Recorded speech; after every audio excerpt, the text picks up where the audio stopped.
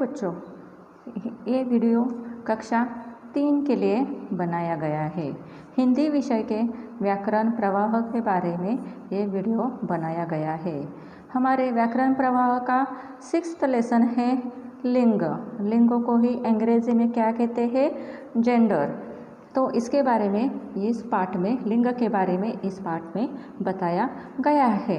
यहाँ पर कुछ चित्र दिखाई दिए हैं बच्चों। चित्रों को आप ध्यान से देखिए और उनके नीचे जो वाक्य दिए गए हैं उनको आप पढ़ने की कोशिश कीजिए। यहाँ पर क्या है? पहला वाला वाक्य, धोबी कपड़े धो रहा है। तो नीचे क्या है? धोबीन कपड़े सुखा रही है। ये धोबी है तो ये धोबीन है। पिताजी अखबार पढ़ रहे हैं। माँ खाना पका रही है। ये पिताजी है, ये माँ है। मोर नाच रहा है, मोरनी बैठी है। यहाँ पर मोर क्या कर रहा है? नाच रहा है और मोरनी बैठी है। मुर्गा बांग दे रहा है और मुर्गी दाना चुग रही है। यहाँ पर जो चित्र दिए गए हैं उससे आपको क्या समझ में आता है बच्चों? कि धोबी, पिताजी, मोर, मुर्गा, यहाँ पर जो धोबी है, पिताजी है, मोर है, मुर्गा है, ये सभी क्या है? शब्दों से हमें किस जाति का बोध हो रहा है? इन सभी शब्दों से हमें पुरुष जाति का बोध हो रहा है। जबकि धोबीन, माँ, मोरनी, मुर्गी, इन शब्दों से स्त्री जाति का बोध हो रहा है। तो इससे हमें क्या पता चलता है? संज्ञा शब्द के, ये सभी क्या हो गए? नाम हो गए ना किसी के। तो ये क्या हो गए? नाम हो गए। तो ये संज्ञा हो गए। संज्ञा शब्द के जिस रूप से उसके पुरुष जाति या स्त्री जाति के होने का बोध हो उसे लिंग कहा जाता है। क्या कहा जाता है? उसे लिंग कहा जाता है। तो संज्ञा को कैसे, ये सभी नेम है ना, तो ये संज्ञा शब्द के जिस रूप से क्या हमें पता चलता है? वो पुरुष जाति का है या स्त्री जाति का है। अगर वो पुरुष जाति का है तो वो क्या होगा? पुल्लिंग होगा। अगर वो स्त्री जाति का है तो ये क्या होगा? स्त्रीलिंग होगा। तो इससे हिंदी भाषा में लिंग के कितने प्रकार होते हैं? 2 प्रकार होते हैं, स्त्रीलिंग और तथा पुल्लिंग। पुरुष जाति का हो तो पुल्लिंग, स्त्री जाति का हो तो स्त्रीलिंग। शब्द के जिस रूप से ये पता चलता है कि वह पुरुष जाति का है उसे पुल्लिंग कहते हैं। उदाहरणार्थ उसे पुल्लिंग कहा जाता है। शब्द के जिस रूप से ये पता चले कि वो पुरुष जाति का है उसे पुल्लिंग कहा जाता है। उदाहरणार्थ आदमी, सुनार, कुत्ता, घड़ा, घोड़ा, मुर्गा, हाथी, ये सभी क्या हो गए? पुरुष जाति के हो गए। लड़का, ये सब आदमी, ये सभी क्या हो गए? पुरुष जाति के हो गए। तो जो पुरुष जाति के है वो पुल्लिंग। जिस शब्द से ये पता चले कि वह स्त्री जाति का है उसे स्त्रीलिंग कहा जाता है। उदाहरणार्थ बकरी, माँ, बिल्ली, चम्मच, लड़की, बच्ची, इससे किसका बोध होता है? स्त्री जाति का बोध होता है, तो उसे स्त्रीलिंग कहते हैं। तो यहाँ पर बच्चों पुल्लिंग शब्द दिए हैं और यहाँ पर स्त्रीलिंग दिए हैं। दादा, दादी, दादा पुल्लिंग है तो दादी स्त्रीलिंग है। नाना पुल्लिंग है तो स्त्रीलिंग नानी है। मामा, मामी जनरली आप इस्तेमाल करते हो और आप जब से ही सांकेतिक भाषा बोलने लगते हो अपने घर में से ही आपको पता चलता है कि ये स्त्री जाति का है या पुरुष। आप अपने घर में अपने सांकेतिक भाषा से जन्म से ही आपको पता चलता है दीदी किसको बोलना है, दादा किसको बोलना है, नानी किसको बोलना है, माँ किसे बोलना है, पिता कैसे होता है बोलना है। इससे आप जो पुरुष जाति का होते हैं वो आपको वैसे ही पता चल जाता है। लेकिन व्याकरणिक तौर से आपको वो पता चलने के लिए उसकी डेफिनेशन आनी चाहिए, परिभाषा आनी चाहिए। भाई होता है, भाई पुल्लिंग है तो स्त्रीलिंग क्या है? बहन है। सुनार पुल्लिंग है तो सुनारिन स्त्रीलिंग है। तो यहाँ पर जो शब्द दिए गए हैं आपको वो ठीक से रीड करने हैं। जब आप ठीक से रीड करोगे तभी वो आप उसका अर्थ समझ सकते हो। अब आपने इसमें क्या सीखा? हमने सीखा हिंदी में लिंग दो प्रकार के होते हैं और वो है स्त्रीलिंग तथा पुल्लिंग। जिस शब्द से पुरुष जाति का पता चले उसे पुल्लिंग शब्द कहते हैं, जिस शब्द से स्त्री जाति का पता चले उसे स्त्रीलिंग कहते हैं। यहाँ पर जो होमवर्क दिया गया है वहाँ पर मैंने आपको यहाँ पर वो सॉल्व करके दिया है। ये होमवर्क आपको आपके नोटबुक में लिखना है। प्रत्येक पंक्ति के शब्दों में अलग लिंग वाली संज्ञा को रेखांकित कीजिए। मतलब यहाँ पर क्या है कि यहाँ पर प्रत्येक पंक्तियाँ दी गई है और ये 4 पंक्तियाँ हैं, उसमें क्या किया है, लिंग वाले संज्ञा दी गई है।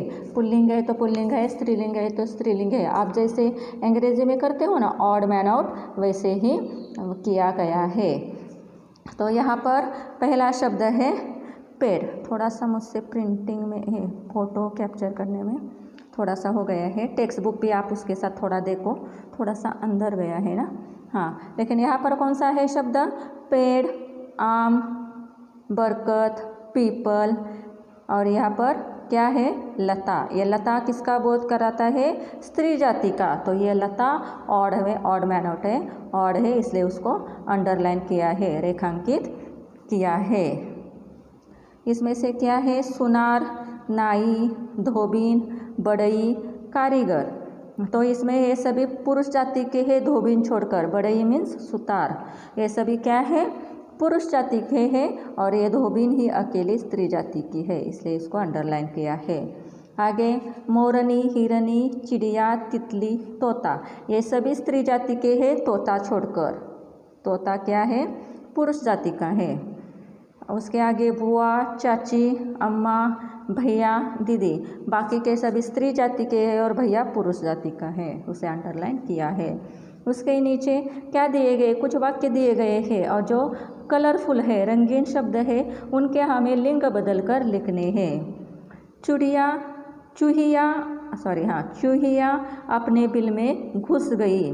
तो चूहिया का लिंग क्या बदलेगा? लिंग बदलने पर चूहिया का क्या हो जाएगा? चूहा। चूहा पीछे रह गया। चूहिया का चूहा।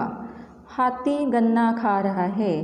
तो हाथी के लिए क्या है? लिंग बदल कर क्या हो जाएगा? हाथी पुल्लिंग है तो उसका स्त्रीलिंग क्या आ जाएगा? हथिनी। हथिनी केले खा रही है। छात्रा पढ़ाई कर रही है। तो छात्रा क्या हो गई? स्त्रीलिंगी स्त्रीलिंगी है तो क्या आएगा? छात्र खेल रहा है। लड़का गेंद से खेल रहा है। लड़का से क्या होगा स्त्रीलिंग? लड़की। लड़की चित्र बना रही है। माली पौधों को पानी दे रहा है। माली का क्या आ जाएगा? मालिन फूल चुन रही है। यहाँ पर बच्चों चित्र पहचानो, शब्द को पढ़ो और बताओ किसका कौन सा लिंग है। आपको बच्चे ये खुद करना है। मैंने ये चित्र यहाँ पर चित्र दिए गए हैं, तो आपको क्या करना है? ये चित्रों को आपको आइडेंटिफाई करना है और आइडेंटिफाई करके ये चित्र के नाम लिखने हैं। ये बैल है, ये हाथी है, ये लिखना है।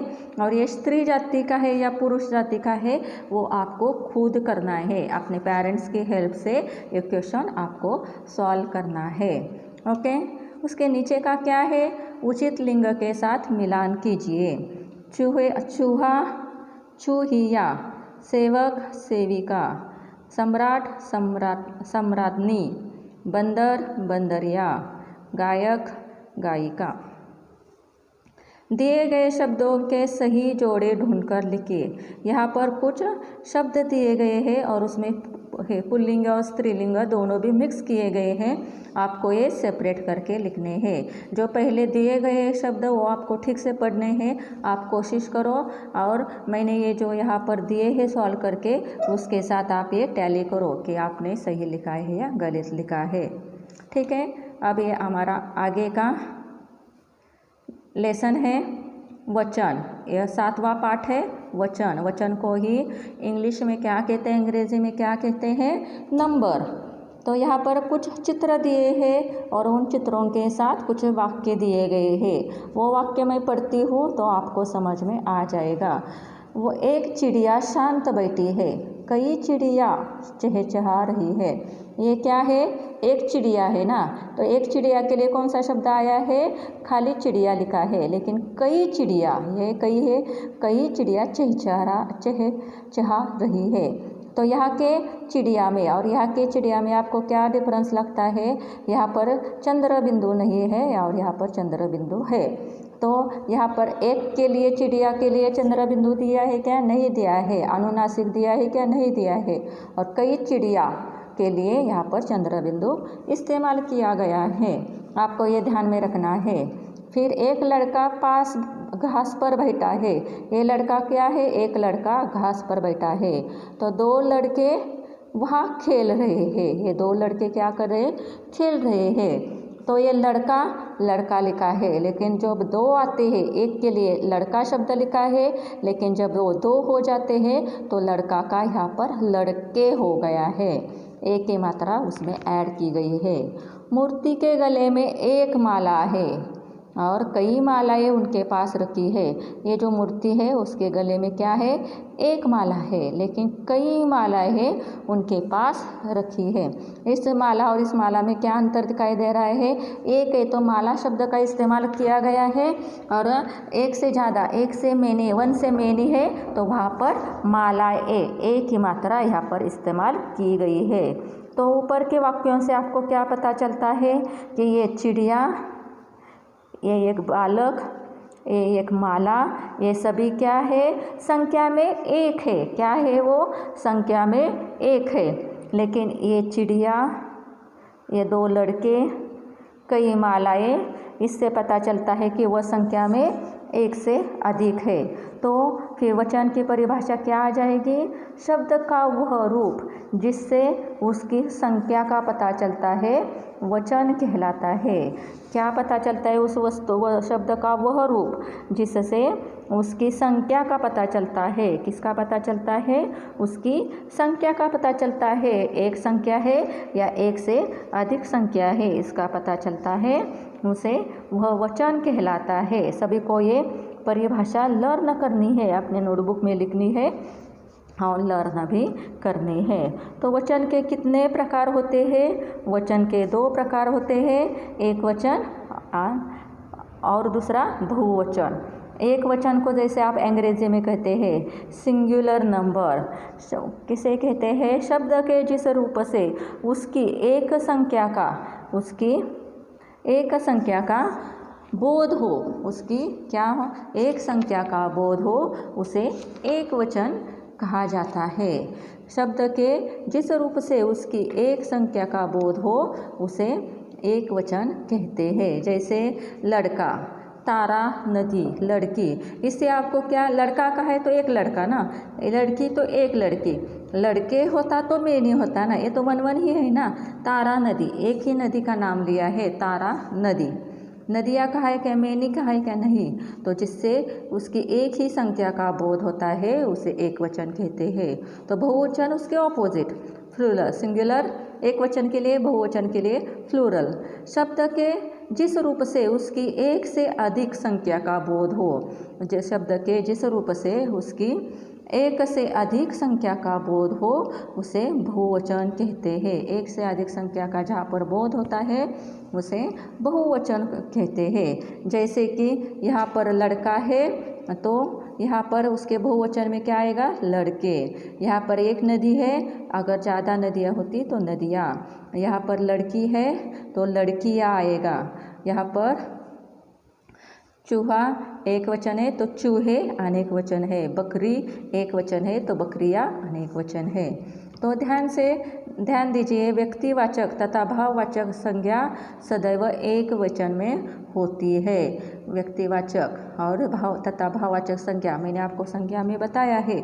व्यक्तिवाचक संज्ञा किसे कहते हैं, भाववाचक संज्ञा किसे कहते हैं, वह हमेशा एक वचन में ही प्रयुक्त की जाती है। प्राण, दर्शन, केश, अश्रु, बाल, लोग हमेशा आदि सदैव बहुवचन में ही प्रयुक्त होते हैं। ये सभी जो शब्द है वो बहुवचन में ही प्रयुक्त होते हैं। दूध, पानी, तेल, वर्षा, आकाश आदि शब्द सदैव एक वचन में ही प्रयुक्त होते हैं। कुछ शब्दों के दोनों वचनों में रूप समान होते हैं, जैसे मनुष्य एक वचन में भी मनुष्य है, बहुवचन में भी मनुष्य है।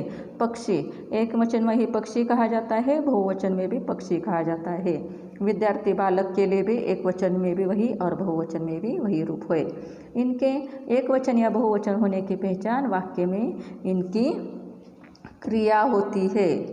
एक वचन से बहुवचन बनने की विधियाँ। एक वचन से बहुवचन कैसे बनते हैं, उसकी विधियाँ क्या है, इसके बारे में अब हम देखते हैं। अ की मात्रा के स्थान पर ए की मात्रा लगाकर बहुवचन बनते हैं। कैसे? कलम, कलम के अंत में कौन सी मात्रा? अ है, तो अ की जगह क्या कौन सी मात्रा आ गई? कलम से कलमे। आँख से आँखें, रात से रातें, टांग से टांगे। इसी तरह और कुछ शब्द दिए गए हैं, वो आपको ध्यान से पढ़ने हैं कि अ की मात्रा के स्थान पर किसकी ए मात्रा हो गई है। आ की मात्रा के स्थान पर ए की मात्रा। अब आ जो शब्द होता है उसकी जगह पर कौन सी मात्रा आ गई है? ए मात्रा आ गई है। बेटा बेटे, लोटा लोटे, लड़का लड़के, पंखा पंखे, चूहा चूहे, मेला मेले, बच्चा बच्चे, केला केले। आ की मात्रा के आगे ए जोड़ दिया जाता है। ए कौन सा वाला? अनुनासिक वाला। माता माताएं, कन्या कन्याएं, कला कलाएं, माला मालाएं है। ये बच्चों आपको आपके नोटबुक में लिखना है। जिन शब्दों के अंत में या हो उनमें या के ऊपर चंद्र बिंदु लगाकर शब्दों में इस्तेमाल किया जाता है। मैंने पहले आपको जो चित्र था उसके साथ एक्सप्लेन किया था। चिड़िया एक होती है तो चिड़िया आता है, लेकिन जब मैनी चिड़िया होती है, एक से ज़्यादा होती है, तो उसके ऊपर चंद्र बिंदु आ जाता है, मतलब अनुनासिक आ जाता है। बुढ़िया बुढ़िया, डिबिया डिबिया, गुड़िया गुड़िया। आपको ये शब्द ठीक से रीड करने हैं और आपके नोटबुक में लिखने हैं। जिन शब्दों के अंत में ई की मात्रा हो, ई कौन सी वाली? ई ह्रस्व ई की मात्रा हो, उनके आगे या जोड़कर क्या होता है? वो स्त्रीलिंगी शब्दों में वो या जोड़कर स्त्रीलिंगी शब्द में उसका इस्तेमाल किया जाता है। कैसे? गति गतिया, तिथि तिथिया, पंक्ति पंक्तियाँ, जाति जातिया, मणि मणिया, रीति रीतिया। अब दीर्घ री की मात्रा के स्थान पर ह्रस्व ई की मात्रा लगाकर अंत में या जोड़कर स्त्रीलिंगी शब्दों में बदल किया जाता है। यहाँ पर देखो, रानी शब्द के लिए न दीर्घ है मात्रा, लेकिन जब उसका मैनी हो जाता है, बहुवचन हो जाता है, तो रानी या का न ह्रस्व हो जाकर या के ऊपर चंद्र बिंदु आ जाता है। नारी नारिया, दीर्घ से ह्रस्व हो जाते हैं। स्त्री स्त्रिया, काफ़ी काफिया। यहाँ पर जो कुछ दिया गया है शब्द वो आपको ठीक से रीड करने हैं। उसके साथ इसका जो होमवर्क दिया गया है, तो उस होमवर्क में क्या दिया गया है? नीचे दिए गए पेड़ की पत्तियों पर एक वचन तथा बहुवचन शब्द लिखे और उन्हें सही स्थान पर लिखना है। यहाँ पर क्या किया गया है? पेड़ के पत्तों पर कुछ शब्द दिए गए हैं जो एक वचन है और बहुवचन के रूप दर्शाते हैं। तो आपको क्या करना है? एक वचन में जो है वो एक वचन में लिखना है, बहुवचन में जो है बहुवचन में लिखना है। यहाँ पर मैंने आपको लिख कर दिया है, लेकिन आपको वो जोर से पढ़ते हुए अपने नोटबुक में लिखना है। अब यहाँ पर कुछ सवाल है, निम्नलिखित प्रश्नों के उत्तर दीजिए। वचन किसे कहते हैं? वह शब्द का वह रूप जिससे उसकी संख्या का पता चलता है वचन कहलाता है। वचन के कितने भेद होते हैं और उदाहरण सहित लिखो। वचन के दो भेद होते हैं, एक वचन बहुवचन। एक वचन में लड़का लड़की बेटा आदि, बहुवचन में लड़के लड़कियां बेटे आदि। निम्नलिखित शब्दों के बहुवचन रूप लिखिए। रानी है तो रानियाँ, तिथि तिथिया, बेटा बेटे, चिड़िया चिड़िया, सभा सभाएँ। रेखांकित शब्दों के वचन बदलकर वाक्यों को दोबारा लिखिए। तालाब में मछली तैर रही है, तो मछली का क्या आ जाएगा बहुवचन? मछलियाँ। नीले आकाश में चिड़िया उड़ रही है, यहाँ पर मैनी है तो एक चिड़िया आएगा, आकाश में चिड़िया उड़ रही है। मैंने अपनी आँख बंद कर ली, आँख के लिए क्या आएगा? आँखें। डॉक्टर ने दवाई लिख दी, दवाई दवाइयाँ। हमारा दूसरा लेसन है सर्वनाम। सर्वनाम को इंग्लिश में क्या कहते हैं? प्रोनाउंस। अब यहाँ पर ये सेंटेंस दिए गए हैं कि दो नेहा और माली आपस में बातें कर रहे हैं। तो क्या बातें कर रहे हैं वो सब बात मैं पढ़ती हूँ और आपको फिर उसके बारे में विश्लेषण करती हूँ। नेहा क्या बोलती है? चाचा तुम क्या कर रहे हो? माली बिटिया मैं पौधा लगा रहा हूँ। नेहा तुम पौधा किसके लिए लगा रहे हो? माली बिटिया मैं पौधा श्रीमती रमा के लिए लगा रहा हूँ, उन्होंने ही इसे नर्सरी से मंगवाया है। चाचा मेरे लिए भी एक पौधा लगाना। माली बिटिया ज़रूर लगाऊंगा। यहाँ पर कुछ शब्द दिए गए हैं, कुछ संज्ञा का इस्तेमाल किया गया है। यहाँ पर कौन से संज्ञा है? नेहा, माली। तो ये नेहा और माली संवाद कर रहे हैं। तो नेहा चाचा को बोलती है चाचा तुम क्या कर रहे हो? बार बार वो चाचा चाचा कर रहे क्या? चाचा चाचा क्या कर रहे हो? ऐसा कर रहे हो कि नहीं? तुम। तो ये तुम का यहाँ पर इस्तेमाल किया गया। फिर माली बिटिया मैं पौधा लगा रहा हूँ। मैं, तुम पौधा किसके लिए लगा रहे हो? चाचा की जगह तुम। बिटिया मैं, चाचा खुद के नाम की जगह मैं। उन्होंने ही, श्रीमती रमा के लिए यहाँ पर उन्होंने इस्तेमाल किया। चाचा मेरे लिए मतलब नेहा के लिए एक पौधा लगाना। तो यहाँ पर ये जो अंडरलाइन मैंने वर्ड्स किए गए हैं वो क्या है? संज्ञा के स्थान पर इनका इस्तेमाल किया गया है। तुम, हम बोलते हैं ना वह बहुत अच्छा लड़का है, हर बार बोलते कि राम ने ऐसा किया, राम ने वैसा किया, उसने ऐसा किया, वो ऐसा बोला, मैं यहाँ जा रहा हूँ, मेरे पिताजी हर रोज़ काम पर जाते हैं। यहाँ पर जो मेरे, वह, उसने, ये जो शब्द इस्तेमाल किए जाते हैं उन्हें क्या कहते हैं? सर्वनाम कहते हैं। संज्ञा के स्थान पर जिन शब्दों का इस्तेमाल किया जाता है उन्हें सर्वनाम कहते हैं। तो यहाँ पर यदि शब्दों के स्थान पर नाम या संज्ञा के रहते उसकी भाषा इतनी सुंदर न बनती, और इससे क्या हो जाती है? भाषा सुंदर बन जाती है। हर बार हम संज्ञा का ही इस्तेमाल करेंगे तो भाषा प्रभावशाली और सुंदर नहीं बनेगी। इसके लिए उसे की जगह पर जो शब्द इस्तेमाल किए जाते हैं उसे सर्वनाम कहते हैं। नाम, तो उसकी डेफिनेशन क्या हो गई? नाम या संज्ञा शब्दों के स्थान पर प्रयोग होने वाले शब्द सर्वनाम कहलाते हैं। नाम या संज्ञा के स्थान पर प्रयोग होने वाले शब्द सर्वनाम कहलाते हैं। कुछ प्रमुख सर्वनाम शब्द हैं: मैं, हम, तुम, तुम्हारा, आप, वह, उसे, उसने, उन पर, वे, किसे, किसका, मेरा, हमारा, आपका आदि। जिन सर्वनाम शब्दों का प्रयोग हम हिंदी भाषा में कहते हैं उसकी यहाँ पर सूची दी गई है। मैं किस लिए इस्तेमाल किया जाता है, तू किस लिए इस्तेमाल किया जाता है, आप किस लिए इस्तेमाल किया जाता है, इसकी यहाँ पर सूची दी गई है। आपको ये ठीक से पढ़ना है। तो संज्ञा के स्थान पर प्रयुक्त होने वाले शब्द सर्वनाम कहलाते हैं। सर्वनाम भाषा को सुंदर और सरल बनाते हैं। तो यहाँ पर जो होमवर्क दिया गया है, अभ्यास दिया गया है, इसे मैंने यहाँ पर सॉल्व किया है। आप आगे का आपको खुद सॉल्व करने की कोशिश करनी है और यहाँ पर देखकर आपको आपके नोटबुक में लिखना है। कल मेरे दादाजी का चश्मा खो गया। क्या आपने कभी मेट्रो रेल की सवारी की है? तुमने गाड़ी चलाना कब सीखा? इस वर्ष मुझे भी तैराकी में पुरस्कार मिला है। वह बहुत अच्छे चुटकुले सुनाता है। मैं अभी कंप्यूटर पर काम कर रहा हूँ। ये सभी सर्वनाम यहाँ पर इस्तेमाल हो जाएंगे। उचित सर्वनाम से रेखा खींचकर वाक्य बनाएं और दिए गए स्थान में लिखिए। आपको इसके वाक्य बनाने हैं। कहिए, पहला क्या शब्द दिया है? मैं दिल्ली लाल किला देखने जा रहा हूँ। वह दिल्ली से वापस आ गया है। क्या आएगा? वह दिल्ली से वापस आ गया है। तुम दिल्ली मेरे साथ चलोगे? हम दिल्ली सभी साथ साथ चलेंगे। यहाँ पर ये वाक्य लिखने हैं, आपको ये वाक्य यहाँ पर लिखने हैं। दिए गए शब्दों में से संज्ञा व सर्वनाम शब्द अलग अलग करके लिखिए। यहाँ पर मैंने सॉल्व करके दिए हैं, फिर भी आपको यहाँ की संज्ञा कौन से है और सर्वनाम कौन से है खुद लिखने की कोशिश करो और फिर यहाँ पर देखकर अपने नोटबुक में आपको लिखना है। एक कौवा था, वह बहुत प्यासा था। उसने इधर उधर पानी ढूंढा, उसे कहाँ पानी न मिला। अंत में वह एक बाग में आया, उसे एक घड़े में पानी मिला। उसने पानी पिया और उड़ गया।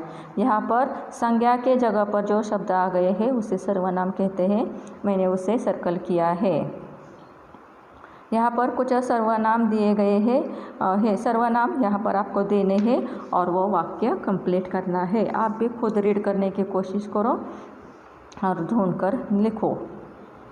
यहाँ पर क्या है, पहले भैया डैश बाजार जा रहे हैं, वह बाजार जा रहे हैं। स्वाति ने कहा मैंने मेरा होमवर्क कर लिया है। वह पापा से मिलने आया। राम बुद्धिमान है लेकिन वह बहुत शैतान है। सीता मेरे बहन की घर जा रही है। आपको ये मेरे साथ पढ़ने हैं और लिखने की कोशिश करनी है। यहाँ पर जो सही है उसको आपको सही का और जो गलत है उसको गलत का निशाना करना है। यहाँ पर मैंने करके दिया है, आपको भी रीड करके वो करना है। हमारा अगला लेसन है विशेषण। यहाँ पर कुछ संवाद दिया गया है और माँ और बेटे का वो संवाद है, उसको हम देख लेते हैं। क्या दिया गया है संवाद? माँ मैं आइसक्रीम खाऊंगा, मुझे लाल पीली मीठी मीठी आइसक्रीम चाहिए। मैं एक नहीं दो खाऊंगा। माँ मैं तुम्हारा अच्छा बेटा हूँ ना।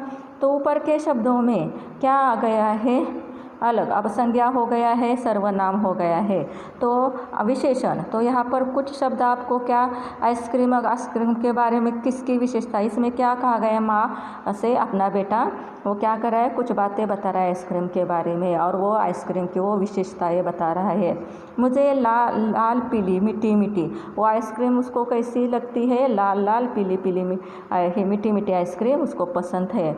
माँ एक नहीं, और वो कितने चाहता है? दो। कितने? दो। माँ मैं तुम्हारा अच्छा बेटा हूँ ना। आप तो किसी के भी अच्छे गुण दोष दिखाने के लिए आप बोलते हो ना कि मैं आप तुम्हारा अच्छा बेटा हूँ। वो बुरा लड़की है। मैं एक नहीं चार वस्तुएं लेकर आया। वो उसकी ड्रेस वाइट है, सफ़ेद रंग की है, उसको पीला रंग बहुत पसंद है। इसमें आप उसे संज्ञा के या सर्वनाम के बारे में विशेषता बताते हैं ना। यहाँ पर आइसक्रीम के बारे में उसकी विशेषता बताइए, उसके साथ उसने खुद के बारे में भी बताया ना कि वह एक अच्छा लड़का है। तो जहाँ पर संज्ञा या सर्वनाम की विशेषता बताने वाले शब्द जो होते हैं, किसी भी संज्ञा या विषय सर्वनाम के जगह है, सर्वनाम के बारे में अधिक विशेषताएं बताए जाते हैं, उसके फीचर्स बताए जाते हैं, तो वो क्या कहलाते हैं? विशेषण कहलाते हैं। तो यहाँ पर आइसक्रीम कैसी है? मीठी मीठी लाल। कितने आइसक्रीम है? एक दो। यहाँ पर कैसा बेटा है? हो अच्छा बेटा है। ये सभी के सभी शब्द क्या है? विशेषण कहलाते हैं। संज्ञा या सर्वनाम की विशेषता बताने वाले शब्द विशेषण कहलाते हैं। आपको ये डेफिनेशन लर्न करनी है। तो यहाँ पर कुछ विशेषण शब्द देखिए, गुण, दोष, रंग, आकार, अवस्था, ये सभी क्या है? इसके लिए आपको अगर किसी के गुण दोष बताने हैं तो उसके लिए ये सारे विशेषण हैं। अच्छा बुरा, सुंदर, मीठा, कड़वा, नमकीन, खट्टा। रंग के लिए पूरे रंग है यहाँ पर। आकार के लिए लंबा गोल, जितने प्रकार का आकार होता है वहाँ पर है। अवस्था के लिए स्वस्थ, रोगी, पिचकी, दुबली, मोटा। हम बोलते हैं ना वो बहुत मोटी लड़की है, वो बहुत दुबली लड़की है। वो देखो बच्चा कितना स्वस्थ है, वो देखो आदमी कैसे रोगी की तरह चल रहा है। ये सभी क्या अवस्था है और ये किस में आती है? विशेषण में आती है। काल के लिए नया पुराना, अगला पीछा, स्थान, नीचा गहरा, उतला भारी भीतरी। संख्या 1 4 पहला दूसरा अंतिम 10वां, ये सभी संख्याएं भी दर्शाता है। तो विशेषण शब्द जिस संज्ञा या सर्वनाम शब्दों की विशेषता बताते हैं उन्हें विशेष्य कहते हैं। विशेष्य किसे कहते हैं? विशेषण शब्द, जो विशेषण शब्द अगर लाल है, पीला है, जिन संज्ञा या सर्वनाम शब्दों की विशेषता बताते हैं। अगर वो आपको आइसक्रीम कैसी मीठी मीठी पीली पीली मिट्टी क्या है? आइसक्रीम है ना, तो ये मिट्टी मिट्टी पीली पीली विशेषता हो गई ना उस आइसक्रीम की। तो मिट्टी मिट्टी लाल पीली ये क्या है? विशेषण है। तो क्या है लाल पीली मिट्टी मिट्टी? आइसक्रीम। तो ये विशेषण के बारे में जो संज्ञा और सर्वनाम शब्दों की विशेषता बताते हैं उन्हें क्या कहते हैं? विशेष्य कहते हैं। तो लाल लाल पीली पीली मिट्टी मिट्टी ये क्या है? विशेषण है। तो आइसक्रीम क्या आ जाएगा? विशेष्य आ जाएगा। तो इसमें भी क्या कहा गया है? डेफिनेशन क्या है? विशेष्य की विशेषण शब्द जिन संज्ञा या सर्वनाम शब्दों की विशेषता बताते हैं उन्हें विशेष्य कहते हैं। जैसे कि यहाँ पर लाल टमाटर है, लाल और टमाटर दोनों शब्द दिए गए हैं। तो क्या है? टमाटर कैसा है? लाल। तो ये लाल क्या हो गया? विशेषण हो गया। तो क्या लाल है? टमाटर। तो टमाटर विशेष्य हो गया। यहाँ पर 4 केले हैं, तो 4 क्या हो गया? विशेषण हो गया, और केले क्या हो गया? विशेष्य हो गया। तो हमने क्या सीखा इस पाठ से? संज्ञा अथवा सर्वनाम को विशेषता, संज्ञा अथवा सर्वनाम की विशेषता बताने वाले शब्द विशेषण कहलाते हैं। विशेषण जिन संज्ञा या सर्वनाम की विशेषता बतलाते हैं उन्हें विशेष्य कहते हैं। ये आपको डेफिनेशन लर्न करनी है। उसके साथ ही जो भी कुछ होमवर्क दिया गया है वो होमवर्क यहाँ पर मैंने सॉल्व किया है। आपको भी खुद ये सॉल्व करने की कोशिश करनी चाहिए। ताज़ी क्या होती है? सब्जियाँ। लाल गुलाब, दयालु आदमी, पीली चिड़िया, मोटी लड़की, ऊंचा पर्वत। यहाँ पर कुछ शब्द दिए गए हैं, विशेषण दिए गए हैं, आपको उनसे वाक्य बनाने हैं। सुनहरी, आज सुनहरी धूप खिली थी। कठोर, मोहन के पिताजी बहुत कठोर है।